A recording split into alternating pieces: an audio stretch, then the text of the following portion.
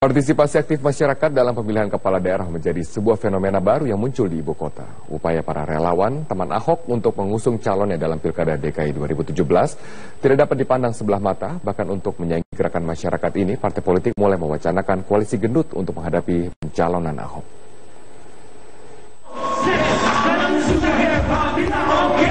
Acara Teman Ahok Fair yang digelar kelompok relawan Teman Ahok untuk menggalang dana dari masyarakat dinilai sebagai fenomena kampanye modern karena bukan dilakukan oleh struktur atau mesin partai, namun justru oleh sekelompok orang pendukung Ahok. Untuk menyaingi gerakan masyarakat ini, sejumlah parpol pun mulai bergerilya menyaring kandidat terkuat. Bahkan demi mendulang suara, dua partai pemilik kursi terbanyak di DPRD DKI Jakarta, PDI Perjuangan dan Partai Gerindra, mendadak berkomunikasi intens. Bahkan sepasang nama telah digadang-gadang akan diusung kedua partai ini untuk menghadang Ahok. Menegaskan bahwa Gerindra belum menjatuhkan pilihan. Gerindra, Pak Prabowo Subianto akan mengumumkan setelah Lebaran. Rata-rata masyarakat di sini menginginkan gubernur baru, benar ya? Betul. Ya. Menghadapi tantangan ini, Basuki Cahayapurnama atau Ahok tetap optimis dengan pilihannya untuk maju melalui jalur independen. Ahok bahkan berujar, jika harus kalah dalam pilkada, ia tetap merasa bangga telah memilih kepercayaan rakyat melalui jalur independen. Saya justru khawatir mereka yang gentar. Jauh ini benar nggak menurut Bapak? Enggak. Mereka bagus banget, firm banget. Makanya saya nggak mau ngecewakan mereka dari awal. Saya dari awal bisa dapatin partai politik. Cuma kan saya khawatir anak-anak muda ini dikecewakan. Pengamat politik J. Kristiadi menilai akan sulit melawan calon petahana. Perlu sosok kuat untuk melawan Ahok. Karena dia sudah melakukan sesuatu dengan bukti. Saya telah melakukan. Yang lain baru ngomong saya akan begitu. Yang belum tentu juga bisa melaksanakan. Nah, oleh karena itu menurut saya Ahok memang terlalu kuat ya untuk kemudian bisa kalah sekedar koalisi-koalisi partai. Rencananya Partai Gerindra akan menggelar rapat penentuan calon yang diusung dalam Pilkada DKI pada 30 Mei besok. Apakah koalisi PDI Perjuangan dan Gerindra bakal benar-benar terwujud dan mampu menghasilkan pesaing yang sepadan untuk melawan Ahok? Tim Liputan Metro TV. Komposisi partai koalisi di parlemen semakin gemuk pasca Partai Amanat Nasional atau PAN dan Partai Golkar menyatakan dukungannya untuk Jokowi JK. Bergabungnya dua partai baru tersebut mengharuskan Jokowi memiliki kemampuan dalam mengelola koalisi gemuk. Mengakomodasi partai tak menjadi jaminan lancarnya program pemerintah. Bagaimana Presiden Jokowi mengelola koalisi besar tersebut? Kita akan membahasnya bersama Wakil Sekjen PDI Perjuangan Eriko Sotarduga dan pengamat politik Ikrar Nusa Bakti. Selamat malam Pak Eriko, Pak Ikrar. Selamat malam Mbak Valerina. Ya, terima kasih sudah bergabung bersama kami malam hari ini. Dan kita akan tentunya ke Pak Eriko terlebih dahulu. Ini sebagai perwakilan dari PDIP yang juga merupakan sebenarnya partai yang mengusung Jokowi dan kemudian menjadi kepala dari Koalisi Indonesia KIH. Kemudian walaupun sekarang sudah tidak ada lagi begitu ya. Tetapi kemudian dengan masuknya beberapa partai baru Golkar, PAN ini kemudian menjadikan koalisi semakin gemuk. Bagaimana PDIP kemudian sebagai partai pengusung Golkar melihat hal ini? Ya, jadi begini Mbak Valerina. Memang persepsi ini yang sebenarnya harus kita luruskan terlebih dahulu. Karena sebenarnya di negara kita tidak ada sistem parlementer ya, tapi sistem presidensial yang memang tidak ada yang disebut namanya oposisi maupun juga partai pemerintah. Tetapi dalam hal ini pada waktu pencalonan untuk calon presiden itu, disitulah ada koalisi yang mencalonkan Presiden Jokowi dan koalisi yang mencalonkan Pak Prabowo seperti itu. Nah ini sekarang kan setelah selesai dan dipilihnya Pak Jokowi dan Pak Yusuf Kala menjadi presiden dan wakil presiden, tentunya koalisi ini menjadi menjadi netral kembali dan sekarang dikatakan menjadi partai pendukung presiden. Dan tentunya kami di PDI Perjuangan, kalau sebelumnya menjadi koordinator KIH, Ibu Ketua Umum kami, Ibu Mega, nah tentunya sekarang juga menyambut dengan baik kehadiran dari saudara kami dari Partai Amanat Nasional maupun juga dari Partai Golkar. Nah kalau ditanyakan apakah dengan koalisi ini semakin gemuk, semakin besar, kalau katakan hampir 70%, lantas ini bagaimana? Kalau menurut kami sebenarnya hal ini hal yang positif saja. Apakah kalau kita menjadi koalisi atau menjadi partai pendukung pemerintah, terus kemudian dengan bersama-sama ini kemudian kita menjadi tidak juga katakan tidak juga ini memperhatikan kinerja dari pemerintah, tidak juga, karena di parlemen tentunya walaupun kami partai pendukung pemerintah, kami juga memberikan masukan-masukan yang terkadang memang cukup kritis, tetapi hal ini juga kan untuk kebaikan pemerintah dan kebaikan rakyat pada umumnya. Jadi begitu Mbak Valerina. justru PDIP melihatnya satu hal yang positif. Nah, tapi kalau kita lihat dari banyaknya pihak yang sekarang masuk dalam koalisi ini, berarti akan lebih banyak lagi kepentingan yang bermain di sana. Nah, bagaimana memanage kepentingan ini? Sebenarnya kalau kepentingan ini kan sah saja kalau kepentingan itu tujuannya baik untuk masyarakat. Seperti kami tentunya di PDI Perjuangan, bagaimana kepentingan ini, kepentingan menjadi pemerintah untuk melit ini, untuk menjadikan program-program yang bermanfaat bagi masyarakat. Tentu hal ini tidak menjadi hal yang salah. Tapi kalau kepentingan itu adalah kepentingan golongan, kepentingan pribadi, itu yang tidak baik. Dan tentunya kami bersama-sama di sini kan akan berbicara secara terbuka. Kalau ada hal-hal yang kita lihat memang seperti itu atau katakanlah yang bersifat negatif, tentu kita akan mengingatkan. Dan selama ini kami merasakan komunikasi kami juga dengan baik dengan Partai Golkar, dengan Partai Amanat Nasional maupun juga partai-partai lain, termasuk Gerindra, termasuk PKS, sangat baik. Kalau di parlemen kami sangat cair. Dalam hal ini kalau memang baik, kita mendukung program pemerintah. Kalau memang kurang tepat, kita akan mengkritisi. Itu yang terjadi selama ini. Oke, bagaimana kemudian nanti akan mengatur komunikasi? Karena tadi Anda mengatakan ini satu hal yang positif, kemudian justru kita mengharapkan ada kepentingan itu menjadi satu hal yang positif untuk masyarakat. Tapi kalau misalnya ada satu peran ataupun program dari pemerintah yang ingin disampaikan, kemudian seperti kita lihat sebelumnya kan pasti ada punya pro kontra terhadap hal ini. Kemudian bagaimana kalau misalnya banyak pihak di situ untuk bisa menjadikannya satu suara? Ya, kalau selama ini tentunya kan tergantung. Apakah ini di parlemen ada hal-hal yang tentunya misalnya seperti RAPBN contoh ini misalnya untuk 2017. Nah ini kan dibicarakan terlebih dahulu secara terbuka, baik itu melalui pimpinan-pimpinan fraksi dengan presiden, kemudian juga menjabarkannya kepada anggota-anggota fraksi. Nah, dalam hal ini kita mendiskusikannya dan membicarakannya dengan sungguh-sungguh. Dan kalau memang ada hal-hal yang dalam hal ini perlu menjadi perhatian, kita akan menyampaikannya dan kita akan mendiskusikannya juga dengan teman-teman partai lain. Jadi katakan, walaupun sudah bersama-sama kita mendukung pemerintah, bukan berarti dalam hal ini juga ada hal yang perlu kita kritisi, kita tidak juga menyampaikan, karena ini sangat berkepentingan untuk kedepannya. Dan juga kita melihat sekarang rakyat itu sangat cerdas, Mbak. Bagaimana mereka melihat bahwa apa yang disampaikan itu betul nggak nyata di lapangan. Nah ini yang betul-betul kita harus jaga, karena sekarang komunikasi media massa, begitu juga sosial media, dan ini sangat cepat sekali. Tidak ada hal yang bisa ditutup-tutupi. Nah untuk itu kita memang harus kritis terhadap hal ini. Untuk apa? Untuk menjaga, untuk kita keberlangsungan pemerintah ini ke depan sampai nanti di 2019. Nah ini yang harus kita jaga bersama-sama seperti itu. Baik, saya ke Pak Ikrar. Pak Ikrar, seoptimis itu juga kah Anda melihat Jokowi akan mampu mengontrol semua partai-partai yang ada di koalisi gemuk ini sekarang? Ya, kita masih harus menunggu ya. Kenapa demikian? Kalau kita lihat di koalisi Indonesia Hebat yang kemarin saja, ya kita tahu terjadi yang namanya birokratik politics ya di dalam kabinet ya. Yang saya katakan di sini ada pertentangan-pertentangan baik itu bersifat individual ya antar menteri. Walaupun yang kemarin terjadi lebih banyak dari kalangan profesional non partai. Nah dengan masuknya Golkar, yang jadi pertanyaan itu pertama adalah bahwa kalau PAN jelas dia masuk melalui jalur resmi. Jalur resmi maksud saya di sini ada Ibu Mega di situ, ada Pak Wiranto juga di situ ya. Jadi disambut dengan tangan terbuka ketika PAN menyatakan diri bergabung dengan pemerintah. Tapi kalau dalam kasus Golkar, Anda tahu ketika ditanya oleh presenter televisi kepada Nurul Arifin, apakah dia akan menjadi bagian dari koalisi di bawah Ibu Megawati, dia katakan bahwa Golkar mendukung Jokowi JK.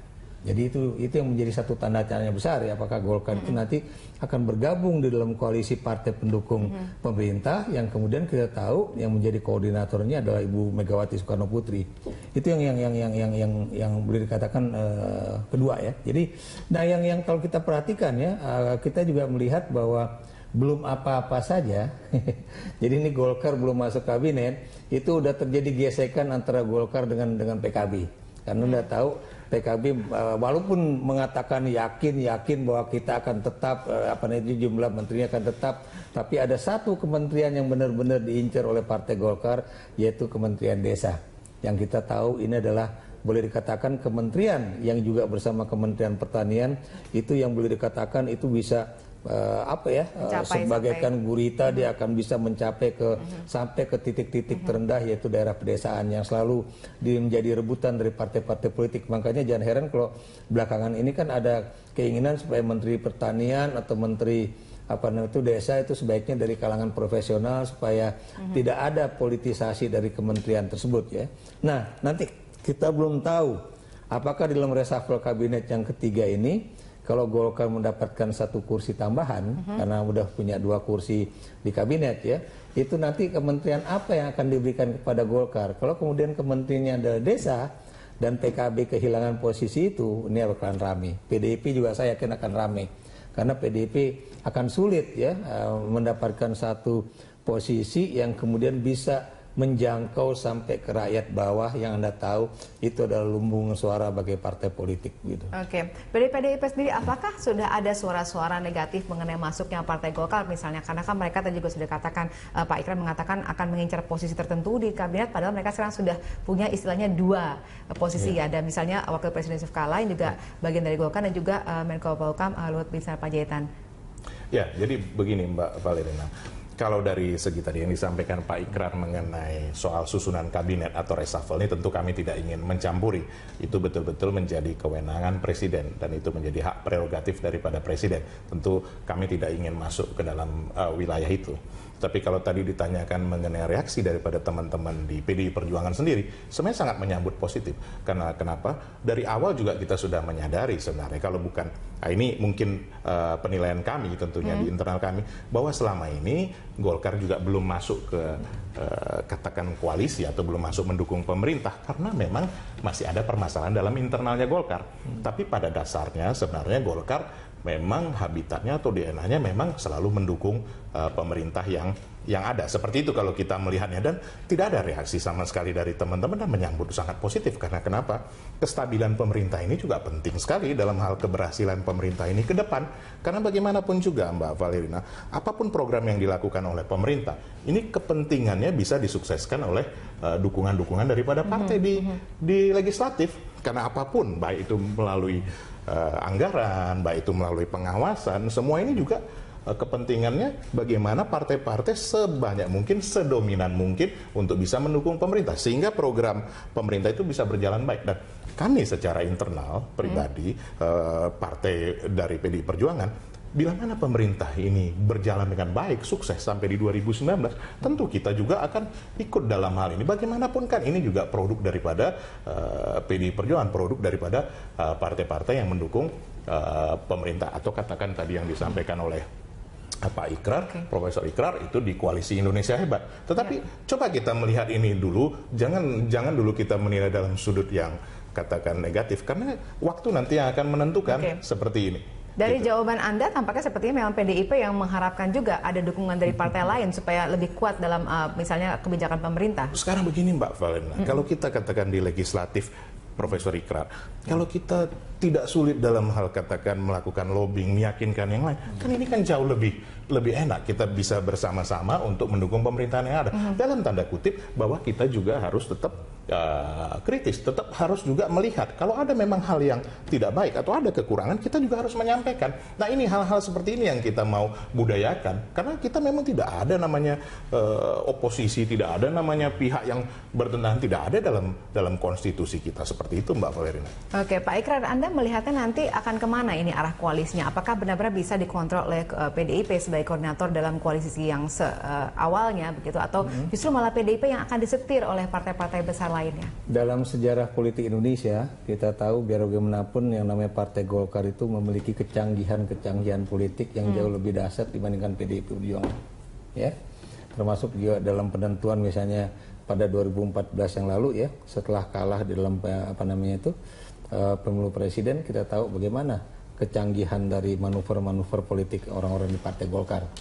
Dan kita juga tahu bahwa memang ini masuknya Golkar itu bisa mendapatkan nilai positif buat kabinet, ya, buat koalisi, tapi juga bisa menjadi suatu nilai yang boleh dikatakan negatif juga kalau kemudian dia bermain sendirian. Ya, itu yang harus dilihat.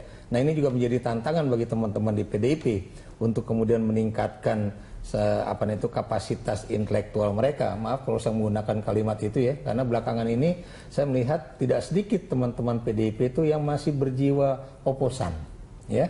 Jadi tradisi oposisi itu masih begitu kuat sehingga kemudian walaupun PDIP sudah menjadi bagian dari partai pemerintah, tapi tradisi itu ternyata masih cukup kuat. Dan ini kebalikan dari Partai Golkar, walaupun dia berada di oposisi, Anda perhatikan bahwa mereka banyak sekali yang mendukung kebijakan-kebijakan Jokowi JK ketimbang teman-teman di PDIP sendiri. Ya, ini yang buat saya menjadi suatu tantangan juga buat teman-teman PDIP. Jangan sampai kemudian PDIP justru akan dinilai oleh masyarakat sebagai partai yang tetap menjadi partai oposisi, sementara Golkar menjadi partai pendukung pemerintah, dan itu akan sangat jelek buat PDIP di dalam menghadapi pemilu serentak 2019 yang akan datang. Jadi itu yang harus kita perhatikan. Dan saya melihat Pak Jokowi mungkin tidak seperti Pak SBY, ya, yang walaupun sudah memiliki misalnya dukungan waktu itu 72% di parlemen, tapi dia justru digrogoti oleh partai-partai koalisinya sendiri, khususnya oleh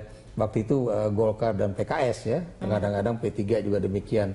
Tapi dalam kasus ini saya tidak melihat itu akan terjadi terhadap pemerintah, cuma lagi-lagi tapi ini akan tetap menjadi satu tantangan yang sangat berarti buat PDIP untuk menunjukkan, ya, apakah dia memang benar-benar partai yang mendukung Jokowi sebagai kadernya atau yang kemudian masih terus mengeritik Jokowi, ya, untuk hal-hal yang sebetulnya bukan untuk kepentingan rakyat tapi lebih kepada kepentingan individu di dalam partai itu sendiri, begitu.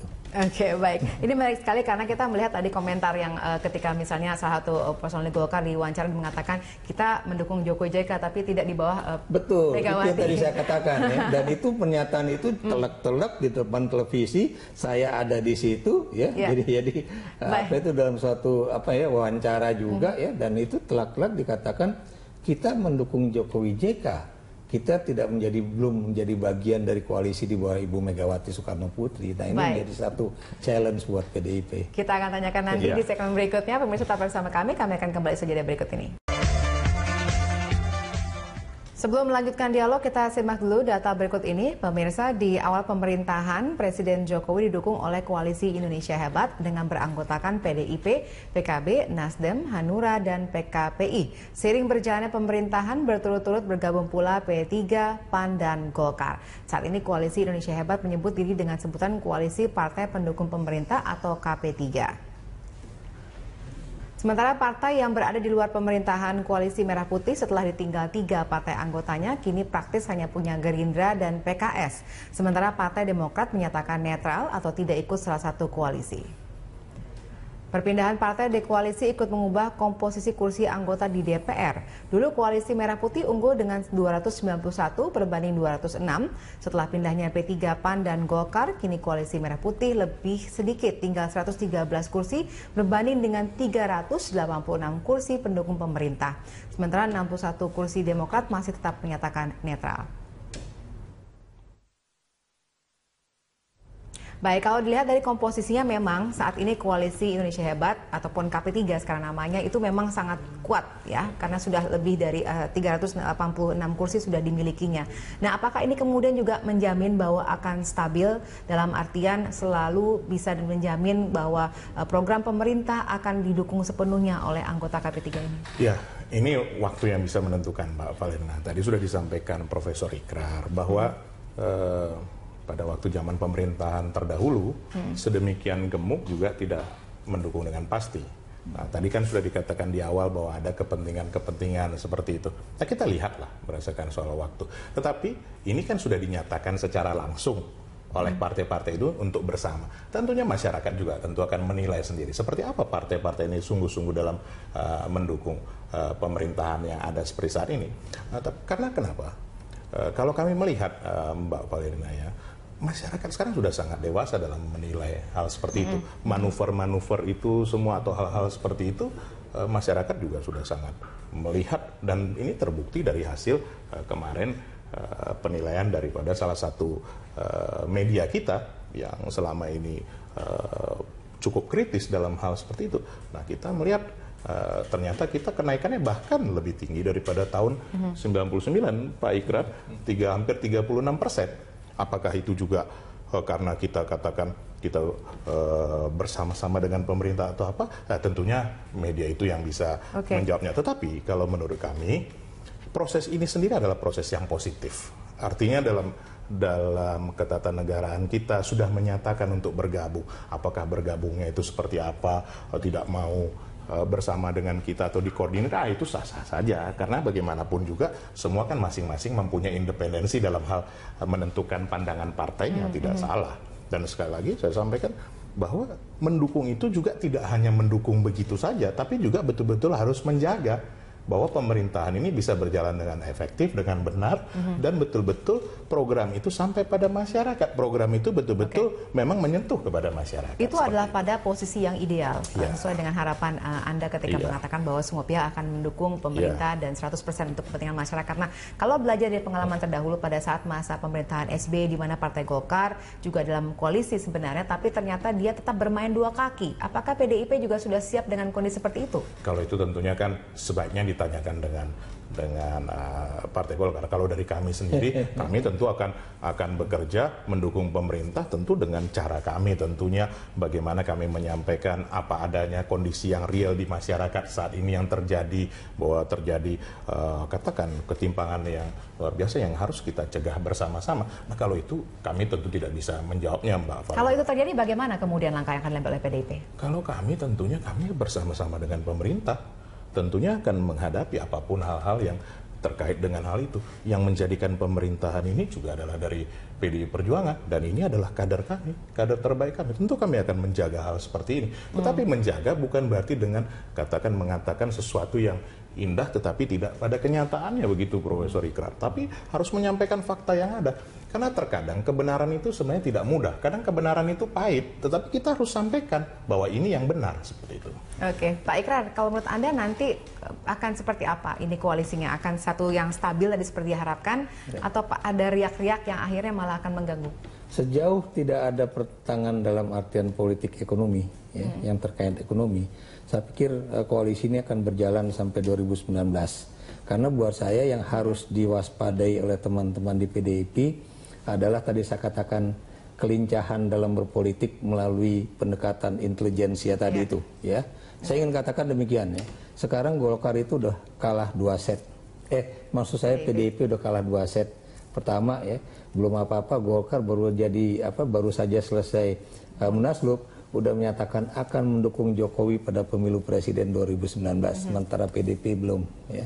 Walaupun PDIP mengatakan bahwa itu kan anak kandung ke partai kami, namanya politik itu bisa saja berubah.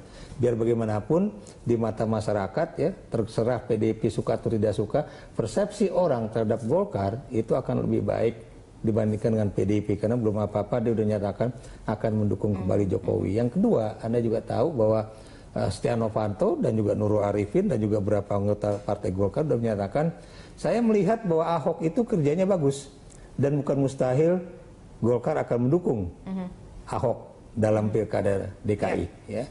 Apa yang ingin saya katakan di sini dengan menyatakan demikian, ya, itu buat orang Jakarta, gila juga nih, Golkar kelihatannya menyalip PDIP, ya. Sementara Anda tahu, maaf kata, ini kelihatannya PDIP akan mengorbankan salah satu, misalnya calon yang terbaiknya, ya, apa nanti itu Bu Risma yang akan dibawa dari Surabaya ke sini.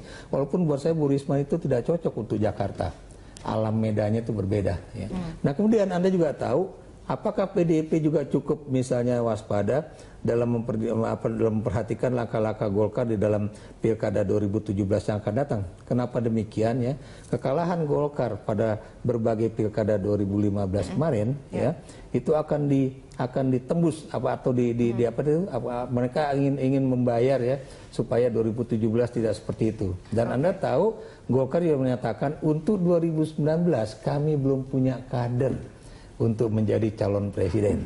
Apa yang ingin saya katakan, itu adalah suatu langkah yang menurut saya dia akan mendompleng lagi Jokowi supaya suatu saat dia akan bisa mempersiapkan kadernya. Nah, ini pertanyaan saya, ada kata-kata tadi itu, ya, bahwa mereka sudah selalu pintar dalam berpolitik, begitu. Betul. Jadi itu yang saya katakan bahwa dia itu pintar sekali, melakukan manuver-manuver politik, ya, yang sangat canggih. Dan buat saya, dia juga mengakui bahwa dia belum punya kader untuk 2019, ya. Dan karena itu dia akan mungkin baru akan bertanding lagi melawan PDIP pada 2024 ya. Jadi itu yang akan kita perhatikan. Nah, karena itu menurut saya berkali-kali mengatakan pada teman-teman PDIP, be careful, jangan mengorbankan kader-kader terbaik hanya untuk ingin menunjukkan bahwa PDIP itu nggak suka sama Ahok karena Ahok nggak menurut sama ketua umum PDIP. Jadi hal-hal semacam itu buat saya tuh sangat penting untuk dilihat. Kelihatannya Profesor Ikrar udah bagian dari Golkar ini. Enggak, saya karena dari dulu dua langkah kan. Sebelum Golkar itu masuk ke ini pun saya udah mengatakan kalau kemudian PDIP masih tetap ngotot adu kekuatan dengan Ahok, saya bilang wah ini bisa bahaya. Nanti saya jelaskan. Nanti dijelaskan. Baik, saya akan menyapa dulu Pak Desmond Mahesa, Ketua Partai Gerindra, sudah bergabung bersama kami di ujung telepon. Selamat malam Pak Desmond. Selamat malam. Baik Pak Desmond, silahkan komentar Anda bagaimana ini sudah semakin ditinggalkan ternyata koalisi yang dimotori oleh Gerindra. Halo Mbak, kurang jelas Mbak. Silahkan komentar Anda terkait dengan bergabungnya Partai Golkar dan lain-lainnya. Halo Pak Desmond. Ya. Silakan komentar Anda dulu. Kita tidak merasa ditinggalkan, Mbak. Halo? Ya, lalu bagaimana kemudian Anda melihat sekarang banyak parpol justru bergabung kepada pemerintahan Jokowi JK? Saya bukan pengamat seperti Pak Ikrar. Ya, kalau pengamat itu kan kita lagi main bola di lapangan bola. Pak Ikrar itu kan nonton juga tidak, bermain juga tidak, tapi di luar lapangan bola. Jadi kan tebak-tebakan. Ya, pengamat itu kan bagi kami orang politik yang di partai. Itu kami apa yang diomongkan itu kadang-kadang senyum karena belum tentu betul, belum tentu benar. Jadi dalam konteks politik pengamat bahwa kami ditinggalkan, kami tidak merasa ditinggalkan. Apa? Karena dalam proses politik hari ini, ya kadang-kadang kawan-kawan yang di dalam sana yang merasa bergabung nggak nyuruh kami berbeda, agar ada daya tawar mereka terhadap kekuasaan politik dalam APBN misalnya. Ya, itu kita banyak yang bilang bertahan. Jadi itu salah satu pimpinan partai. Ya, itu salah satu contoh. Ya, dalam Undang-Undang KPK kemarin juga berbeda, 99 berbanding 1 terus. Tapi dalam konteks politik ini, bagi kami ini adalah pemain. Nah, dalam konteks hari ini, kami memahami bahwa ini ketakutan-ketakutan yang sebenarnya adalah bagian sejak awal yang disadari oleh KMP. Kenapa dengan jurus mabuk di P3, jurus mabuk selanjutnya di Golkar, ini kan ini yang kita udah duga target penguasa politik hari ini. Ya bermain di ranah ini. Kenapa? Karena mereka paham, mereka tidak mampu mengelola negara ini dengan baik, yang mereka takutkan adalah parlemen. Jadi dalam sejarah ketatanegaraan, dalam sejarah parlemen di Indonesia hari ini, ada di parlemen paling buruk. Jelas presiden melanggar konstitusi, parlemen tidak berdaya. Dan Pak Ikrar tahu ini. Karena memang tujuan politik dari semua ini adalah Jokowi melemahkan parlemen agar parlemen tidak bisa menjalankan konstitusi. Kalau parlemennya kuat, sudah lama tergeser. Jadi anomalinya itu bagi kami di Gerindra itu biasa-biasa saja. Sejak kami kalah, kalau kami mau menikmati kekuasaan politik, kami bisa tinggal semua orang pendukung kami. Ya. Dan kita sadar ini. Jadi apa yang diomongkan oleh Pak Ikrar, saya menanggapi apa, tapi ada catatan. Baik, nah kemudian kalau sekarang ternyata, maaf saya potong. Proses politik dan koalisi. Kalau sekarang ternyata koalisinya sudah semakin besar dan akhirnya menempatkan posisi Gerindra semakin kecil. Parlemen koalisi pada saat SBY juga kan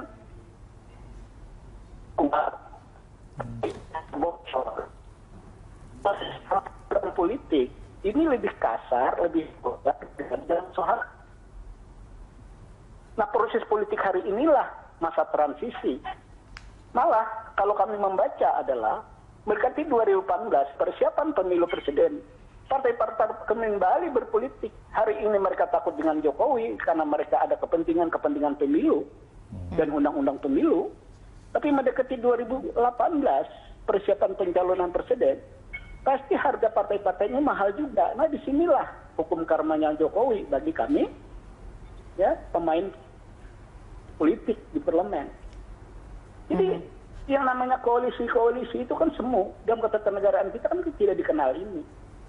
Yang jadi soal ke depan adalah pertarungan politiknya adalah bagaimana undang-undang pemilu nanti dengan putusan MK. Apakah masih ada threshold atau setiap peserta pemilu bisa mengusung presiden? Ini kunci pertarungan untuk 2019. Baik, kalau partai-partai ini kompak, nah ini yang jadi soal hari ini. Inilah menurut saya, apakah makanya ini kan diulur-ulur terus perubahan undang-undang pemilu karena akal-akalan partai-partai juga. Oke, baik Pak. Kalau Jokowi mau memenangkan pertarungan 2019 agar diusung Golkar, tentunya proses politik pemilu undang-undang ini kan udah kelar. Baik, kan belum. Pak Desmond, maaf saya harus potong, saya harus menanyakan ini kepada Anda. Kalau sekarang kondisinya adalah Partai Gerindra berada di posisi yang dibandingkan dengan koalisi ini jumlahnya sudah sangat kecil, hanya 100 sekian. Kemudian bagaimana nantinya Gerindra berstrategi untuk menyuarakan pendapatnya di parlemen? Nah, bagi kami, suara kami di parlemen itu sudah jelas sikap kami. Kalau memang ini pro rakyat, kami akan dukung. Kenapa kami tidak bisa bergabung dalam politik ini? Selalu kita di lobby, ditawarin. Setiap tahun anggaran Menteri Keuangan diutus, setiap saat Pak Prabowo ditelepon sama Jokowi. Ya, bagi kami tidak ada masalah. Kan ini proses politik yang kami jaga adalah suara kami itu dalam proses pilpres itu adalah cuma 8% kami kalah. Itu pun kami ragu. Ya. Kami menjaga suara kami di 2019. Kalau kami hari ini bermain-main politik yang tidak jelas, kami takut kehilangan suara. Ya. Bagi kami jelas kok real politiknya. Makanya kami apapun yang terjadi dengan dunia hari ini, mau kabinet koalisi, mau apa, bagi kami nothing aja. Bukan urusan kami. Yang kami jaga adalah bahwa kami tetap ya kritis terhadap pemerintah. Nah, untuk kritis saja juga kami bermain bisa setengah hati. Kadang-kadang kencang, kadang-kadang kami diam. Dan kenapa Prabowo sekarang diam? Ini tentunya kita tidak mau memperkeruh suasana yang sebenarnya masyarakat sudah bisa menilai ketidakmampuan seorang presiden misalnya. Dalam hal penegakan hukum, dalam hal persoalan ekonomi.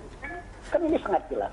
Iya, jadi dalam hal ini Gerindra tetap akan menjalani posisinya di parlemen dan mendukung kalau memang programnya baik, tapi kemudian juga akan tetap mengkritisi jika program pemerintah tidak baik, begitu ya Pak Desmond? Ya, ini yang digariskan oleh Partai Gerindra, ya.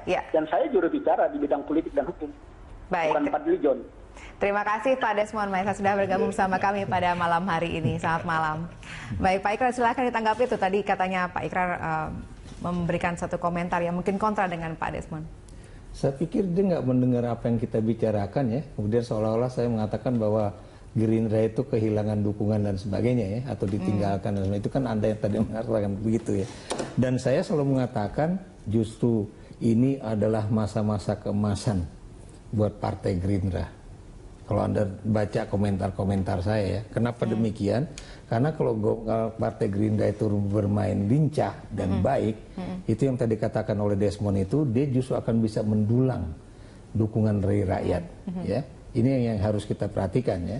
Dan kalau ini berhasil, dia akan naik itu suaranya pada pemilu 2019. Tapi kalau kemudian dia tidak mampu mengolah isu di dalam parlemen dan juga dalam hubungan antara eksekutif dan legislatif, dia juga akan susah. Nah, yang jadi persoalan itu adalah bahwa apa yang selama ini dijaga gawangnya benar oleh Gerindra itu jebol juga. Yang saya katakan adalah bahwa Gerindra selalu ingin berpatokan bahwa tidak ada politisi Gerindra yang boleh melakukan korupsi. Tapi kasus M. Sanusi itu yang tadi saya katakan gawang itu jebol juga, dan Gerindra merasa terpukul oleh kasus Muhammad Sanusi itu. Itu baru pada tingkatan DKI ya, dan bukan mustahil di DPR juga ada kasus yang seperti itu yang tinggal menunggu waktu aja. Jadi ini yang menjadi beban bagi Partai Gerindra. Tapi kalau dia akan melakukan manuver-manuver politik, dia bebas. Tidak ada tekanan-tekanan yang menjadikan dia merasa wah nanti begini persepsi masyarakat bagaimana dan sebagainya. Kenapa demikian? Karena dia adalah pemain yang cuma tinggal 2 bersama PKS. Sementara Anda tahu PKS juga udah berubah. Yang tadinya misalnya dia misalnya menjadi satu partai yang selalu membuat pernyataan-pernyataan yang negatif tentang Jokowi JK, dia sekarang dia tidak menjadi pendukung pemerintah dalam artian menjadi bagian dari pemerintah, tapi dia mendukung pemerintah dengan asumsi kalau kemudian pemerintah itu kebijakannya sesuai dengan kepentingan PKS. Jadi itu pinter sekali mereka mengolah kata-kata itu begitu. Oke, baik Pak, silakan Pak Riko. Mbak Valina, tadi saya mau sedikit menanggapi tadi. Kalau kali ini saya agak berbeda pendapat dengan Profesor Ikra. Biasanya sering seiring sejalan. Seperti yang pakaian Mbak Valina pakai, merah, jas merah. Nah, ini nggak ada pesan tertentu sebenarnya. Seperti itu kan. Nah, tapi kan pemirsa melihat bahwa memakai pakaian jas merah, jangan sekali-sekali melupakan sejarah. Dulu, kalau kita berpikir hanya soal popularitas, Pak Ikrar, hanya berpikir soal kemenangan, kita tidak akan mencalonkan Pak Jokowi ke DKI Jakarta. Tidak akan. Jauh sekali. 70% lebih dengan hampir tidak. Bahkan 2 minggu sebelum hari H masih tertinggal jauh. Dan itu ditentukan pada saat-saat hampir akhir bersama-sama dengan Pak Ahok. Begitu juga pada saat menentukan kader kami Pak Joko Widodo pada menjadi wali kota Solo. Nah ini mungkin saya tidak tahu apakah Pak Ikrar sudah mengikuti atau tidak pada saat itu. Nah bahkan kritikan-kritikan yang luar biasa, baru 1,5 tahun di DKI Jakarta sudah disorong untuk ke pusat. Tetapi apakah pilihan itu salah? Ternyata pilihan itu pilihan yang benar. Walaupun pilihan itu pilihan yang terkadang melawan persepsi. Tapi itu ditempuh oleh PDI Perjuangan. Dan ini tidak bermain-main. Nah tadi kalau dikatakan Pak Ikrar, wah ini apalagi mau mencalonkan Bu Risma. Uang diputuskan aja belum, tahapannya masih berjalan. Ya kan? Ini namanya politik. Tadi sudah disampaikan Profesor. Mungkin saja yang sekarang ini pingin lagi bergabung, kan saya juga tidak tahu. Kan bisa saja masih ada pintu DPP. Seperti itu. Nah jadi apa yang mau saya sampaikan di sini? Intinya PDI Perjuangan tidak mencari popularitas. PDI Perjuangan berjuang untuk kepentingan rakyat. Dan menurut kami, Pak Ikrar, mohon maaf, rakyat itu sudah sangat cerdas. Apapun manuver-manuver yang dilakukan oleh partai, oleh apa, itu sah-sah saja. Tetapi mereka sudah melihat hasilnya seperti apa. Dan ini hasil bukan kami yang membuat. Ini kemarin dari satu harian yang memang sangat kredibel. Seperti itu. Itulah hasilnya. Nah, artinya, sekali lagi begini. Terkadang memang sulit ya membuktikan sekarang ini kalau tidak nanti kita lihat pada waktunya seperti itu. Kalau katakan pendukungan seperti sekarang sah-sah saja. Itu kan namanya politik kan dinamis. Ada yang ingin mendahului, tapi kalau ada yang tadi ingin di belakang. sempat dikatakan oleh Pak Desmond bahwa berhati-hatilah karena koalisi ini mungkin koalisi semu. Nah itu kan pandangan Pak Desmond. Saya tidak tahu apakah Pak Desmond mewakili Gerindra pandangan ya kan seperti itu. Itu kan sah saja, wajar saja. Artinya begini. Jangan kita mensikapi perbedaan itu sebagai sesuatu. Ini hitungan nih 2-0, 3-0. Uang kenyataannya sekarang pemerintahan yang didukung oleh PDI Perjuangan, yang dijadikan oleh PDI Perjuangan kok. Kan itu kenyataannya. Betul kan? Artinya yang konsisten dari awal, menjadikan dari awal kader sampai dengan saat ini menjadi pemerintah, itu di PDI Perjuangan. Nah, ini kan tidak bisa dibantah. Kalaupun dalam hal-hal ini ada yang kurang, ada yang apa, inilah yang kita mau memperbaikinya lebih baik lagi. Dan bukan berarti menyampaikan sesuatu itu manis-manis saja di depan. Sama seperti obat Mbak Valerina. Kadang di depan pahit, tapi hasilnya manis. Daripada di depan manis, hasilnya pahit. Nah, saya tidak ingin berpolemik dalam hal itu seperti itu. Tapi itu kenyataan yang ada. Baik, kita harus jeda. Nanti kita akan bahas lagi apakah pil yang diminum oleh PDIP saat ini akan berbuah kesembuhan atau justru malah semakin sakit. Kita tidak tahu. Nanti akan kita bahas lagi pada segmen berikutnya. Pemirsa tetap bersama kami. Kami akan kembali sejenak berikut ini. Terima kasih Anda kembali bergabung bersama kami pemirsa. Tadi kita sudah sempat membahas terakhir sebelum kita tutup apakah PDIP sudah meminum pil pahit yang tepat untuk menyembuhkan penyakitnya atau justru malah semakin parah. Nanti kita tanyakan ke Pak Ikrar terlebih dahulu. Sudah bagaimana supaya koalisi gemuk ini bisa terkelola dengan baik oleh Jokowi? Apa strategi yang dilakukan?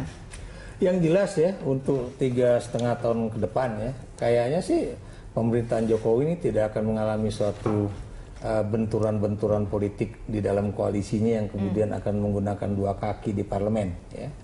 Kenapa demikian? Karena biar bagaimanapun tadi saya katakan bahwa kondisi Golkar saat ini tuh berbeda dengan kondisi Golkar pada masa SBY. Pada masa SBY itu Golkar benar-benar solid ya, dan Golkar masih dalam posisi kuat ya, karena dia juga menguasai tadi saya katakan politik pada tingkatan lokal ya. Tapi dengan keterpurukan Golkar pada 2015 kemarin, itu yang kemudian menjadikan Golkar itu kelihatannya akan lebih lebih tidak macam-macam dalam tingkat politik nasional. Kenapa demikian? Karena yang akan dia usahakan untuk diperkuat kembali adalah politik pada tingkatan desa ini, pada tingkatan lokal, misalnya provinsi, kabupaten, kota, ya, yang selama ini masih dipegang oleh PDIP. Nah, karena itu tadi saya katakan PDIP harus hati-hati.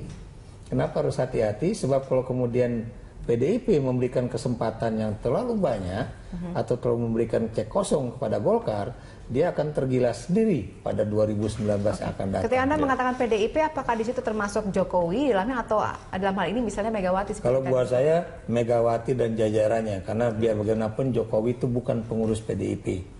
Dia adalah Presiden Republik Indonesia yang bukan orang partai. Ya, jadi itu yang harus kita perhatikan. Maksudnya bukan pengurus di PDIP. Ya. Nah, yang ingin saya katakan di sini, Golkar itu sekarang lagi memupuk kekuatan melalui 2017, kemudian pemilu legislatif 2019, ya, dan kemudian nanti juga akan ada pilkada lagi, dan kemudian dengan demikian, dengan penguatan pada tingkatan lokal, mereka akan berasumsi akan muncul kekuatan politik Golkar yang begitu dahsyat untuk 2024 itu. Jadi itu yang saya katakan, karena politik Golkar untuk saat ini adalah politik jangka panjang, dan dia sedang mencari kira-kira tokoh politik yang berdarah Jawa yang kemudian memiliki kekuatan daya sihir yang kuat seperti Jokowi.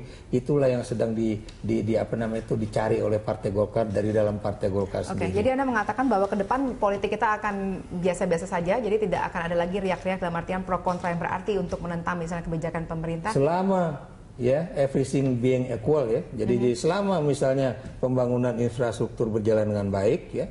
Selama misalnya tingkat defisit anggaran belanja negara itu juga masih bisa diatur dengan baik, selama tingkat inflasi juga di bawah 2 digit, ya, dan sekarang kita tahu bahwa cuma 1%, ya, diharapkan tahun ini cuma 1%, itu suatu hal yang buat saya sukses, ya. Walaupun selalu dipukul terus oleh Dr. Ihsan Mojo, ekonom dari Partai Demokrat, yang mengatakan bahwa ini di era Jokowi nih utang semakin gede dan kemudian pembayaran utang itu terlalu kecil. Padahal kita tahu memang utang saat ini cukup gede karena memang dia sedang mengejar pembangunan infrastruktur. Dan Anda tahu kalau pembangunan infrastruktur selesai pada 2024, itu yang menikmati itu bukan Jokowi atau PDIP, tapi yang menikmati itu seluruh rakyat. Gitu. Apakah satu hal yang positif, misalnya tidak ada orang-orang yang bertindak selaku oposan dalam kebijakan pemerintah ini karena memang sudah memegang lebih dari 50% di parlemen? Bukan mustahil, ya, dalam hal-hal yang dimana misalnya pemerintahan yang akan menjadi berat buat pemerintah itu adalah nanti kalau kemudian harga minyak udah mulai menggelinding ke atas, ya. Itu tuh akan menjadi berat. Kenapa demikian? Ini akan juga menentukan kenaikan inflasi untuk 2019 yang akan datang ini. Ini akan berat. Dan Anda juga tahu sekarang kenapa Jokowi mati-matian akan menstabilkan harga daging, harga pangan pada bulan puasa dan Ramadan, karena itulah juga ujian terberat buat pemerintahan Jokowi untuk jangka pendek ini. Jadi saya melihatnya begitu. Tapi juga pemerintahan Jokowi juga jangan terlalu absurd, ya, untuk mengatakan misalnya, oh harga semen saya turunkan 3.000, harga ini saya turunkan sekian, dan Anda tahu itu akibatnya mengganggu harga saham di Bursa Efek Indonesia, yang Anda tahu itu juga berpengaruh terhadap pertumbuhan ekonomi yang boleh dikatakan non real itu. Jadi semuanya itu harus diperhitungkan benar oleh Jokowi, karena yang dia perhitungkan bukan cuma masyarakat bawah, tapi juga masyarakat yang juga bermain di pasar saham, di pasar uang dan sebagainya dan sebagainya. Pak Eriko, jadi strategi apa sih benarnya yang sudah disiapkan oleh PDIP dalam hal ini sebagai partai yang sebagai koordinator koalisi ini? Terima kasih tadi Mbak Paulina untuk Profesor Ikrar. Ternyata Profesor Ikrar saya tadi ini ternyata sangat independen, dan ini memberikan kritikan dan masukan yang sangat berharga buat kami. Dan tentunya pasti dalam menghadapi ke depan ini, seperti yang dari awal saya sampaikan, kita akan menjaga kepercayaan rakyat itu dengan berbuat, dengan mendukung pemerintahan kita tentunya yang akan berlanjut sampai di 2019. Nah, tentunya percayalah Mbak Valena, masyarakat ini sudah sangat dewasa. Di mana nanti partai tidak bisa memenuhi kehendak rakyat, dia akan dihukum di 2019. Tapi mana partai yang akan memenuhi kehendak rakyat, dia akan didukung 2019 dan tentunya akan menjadi pemerintahan berikutnya. Dan ini harapan kami, dan kami punya satu keyakinan, tadi sudah disampaikan Profesor Ikrar juga masukan-masukannya. Nah, ini yang tentunya kita jaga ritme ini terus. Karena kalau nanti sarana-prasarana ini tadi, infrastruktur bisa terbangun dengan baik, sekali lagi, bukan hanya PDI Perjuangan yang menikmatinya, bukan hanya pemerintahan Pak Jokowi, bahkan seluruh rakyat Indonesia pada saat setelah selesai pun pemerintahannya. Nah, apa yang ditugaskan oleh Ketua Umum Mbak Valena kepada kami, bahwa kami tidak boleh menang hanya satu kali ini. Tapi bisa berlanjut 2 kali di dalam masa reformasi ini tentunya Pak Ikrar. Nah, tentunya masukan-masukan dari Pak Ikrar tadi tentu kami akan sangat perhatikan ke depannya. Dan nanti lawan tarungnya 2019 ya Prof ya. Artinya belum sekarang, tetapi kami menjaga hal ini, ritme ini sampai nanti di 2019. Kita tunggu bagaimana nanti sepak terjang PDIP dalam menjadi koordinator koalisi gemuk ini nantinya. Baik, terima kasih Pak sudah bergabung bersama kami malam hari ini. Baik, pemirsa, saat lagi Anda bisa menyaksikan program Connected 60 bersama Veronica Muniaga. Apa yang menarik di Connected 60 kali ini? Ya baik Vale dan juga pemirsa, Connect 360 kali ini akan menyajikan informasi mengenai foto Presiden Joko Widodo yang sedang berbelanja dengan putra bungsunya Kaesang Pangarep di salah satu pusat perbelanjaan di Jakarta tanpa pengawalan ketat pas Pampres. Selain itu kita ada informasi terkait dengan seekor gorila yang ditembak mati di Cincinnati, Ohio oleh petugas kebun binatang yang akhirnya memicu kemarahan publik. Selengkapnya nanti di Connect 360. Kembali ke Anda Vale. Baik, terima kasih Via atas informasinya. Dan pemirsa, demikianlah Prime Time Talk kali ini. Anda bisa mengirimkan informasi dan saran kepada kami lewat email di news@pt1.tv atau follow kami via Twitter, Facebook, dan YouTube. Atas nama seluruh kerabat kerja yang bertugas, saya Valerina Daniel mengucapkan terima kasih atas kebersamaan Anda. Sampai jumpa.